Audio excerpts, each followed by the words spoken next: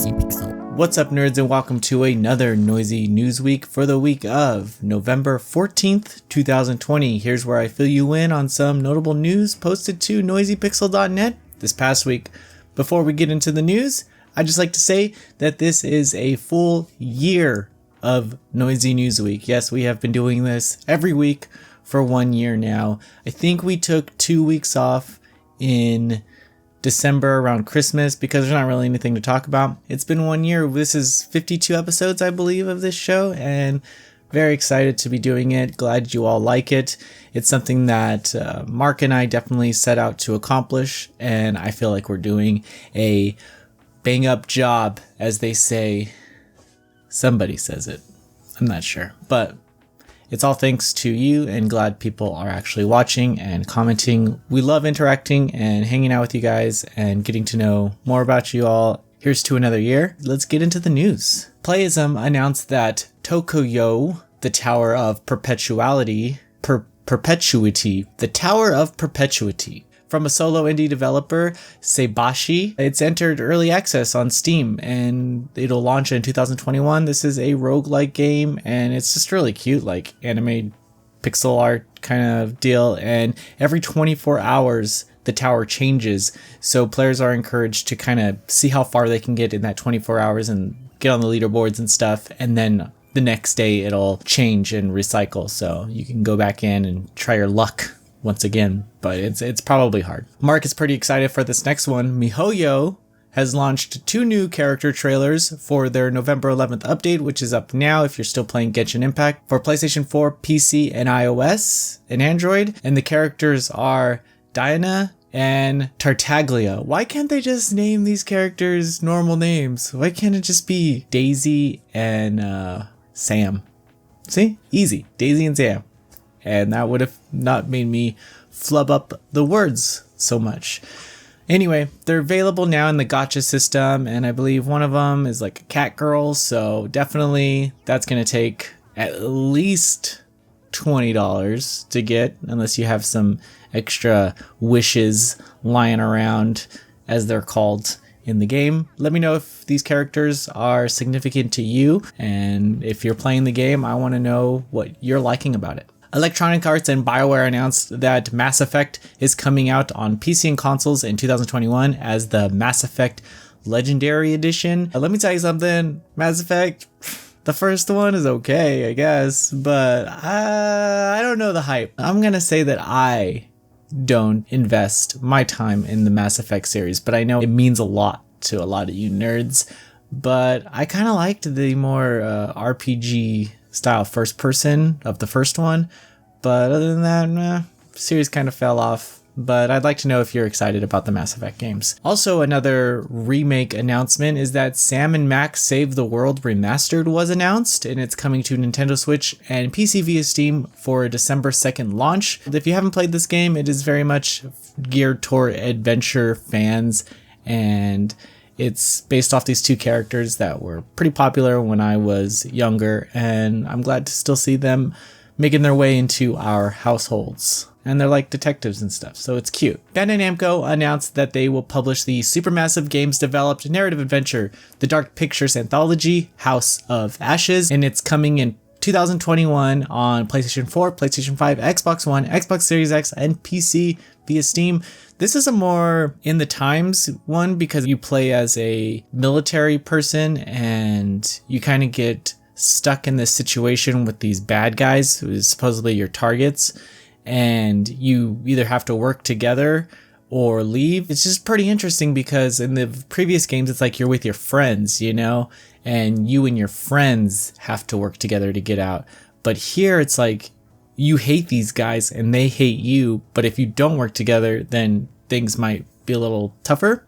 And I think that's a really cool dynamic, so I'm really excited about this one. And there's monsters and shit that'll kill you. 505 Games announced that the Artplay developed Bloodstained Ritual of the Night has received a new update on PlayStation 4, Xbox One, and PC, and coming to Nintendo Switch later. But it basically, who cares about everything else? It adds a new character, Bloodless, as playable, and she's hot, so I'm down.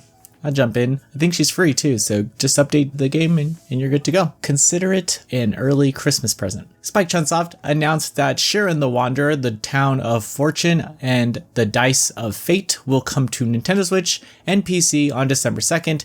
It was previously announced for PC, but now Nintendo Switch is locked in, and we're going to get some dungeon crawling over in December, and I'm really excited because I love this series and I love this game, so glad to see it getting an update and more dungeons, and I love Shiren, so there we go. Koei Tecmo released new details for the Gus-developed adventure RPG Atelier Ryza 2, Lost Legends, and the Secret Fairy, coming to PlayStation 4, PlayStation 5, Nintendo Switch, and PC on January 26, 2021. This is just information about a bunch of DLC that's coming out in the different Ultimate Editions that you can buy and all this crap. They also released a trailer of the battle system, along with explaining that this new character monster Fee will enable Ryza to navigate the land a little easier. I don't know. It's a cute character, and she's a cute character. So put them together and get the ultimate cute character. But yes, there's going to be a ton of DLC. You can expect that Gust and Koei Tecmo will do their best to drain our wallets. More power to them, making such a thick, for lack of a better word, character. NIS America announced that the Nipponichi Software developed third-person shooter Poison Control will launch on PlayStation 4 and Nintendo Switch on April 13th in North America and April 16th in Europe. Yeah, we're still getting PlayStation 4 games in 2021. Don't knock the system yet. It's going to be a while before we get some real niche games developed for the PlayStation 5. You're going to see a lot of these port ups like what Gus is doing with Atelier, but that game was developed on weaker consoles and just kind of like improved for that PS5 version, even if it's not even improved a lot. So just expect to see a lot of that for a while. Regardless, I'm glad that NIS is still creating these super weird niche games, because Poison Control, which is a terrible name for a game, it's just bad SEO. Like, Google Poison Control and you're not going to get the game. Anyway, it looks cool and it's very pink. That's my second favorite color. Koei Tecmo announced that they will publish the Team Ninja developed action adventure Nioh 2 on PC on February 5th, 2021. This is the Nioh 2, the complete edition. Yes, it has all the DLC so far that's released. It has ultra widescreen support for you nerds. It has that 4K HDR ready, keyboard and mouse bindings, all of it. You got it all on the PC now, not subjected to Sony's exclusivity, as they say. Nexon announced that they will publish the Sumzap developed mobile RPG Konosuba, God's Blessing on This Wonderful World, Fantastic Days in the West on iOS and Android in 2021. This is a surprise game. It's kind of like a visual novel adventure character collection game, and it actually has an original story with new characters in it, so that's kind of exciting. If you like this series and you like mobile games, hey, there you go. Lastly, very little visual novel news this week.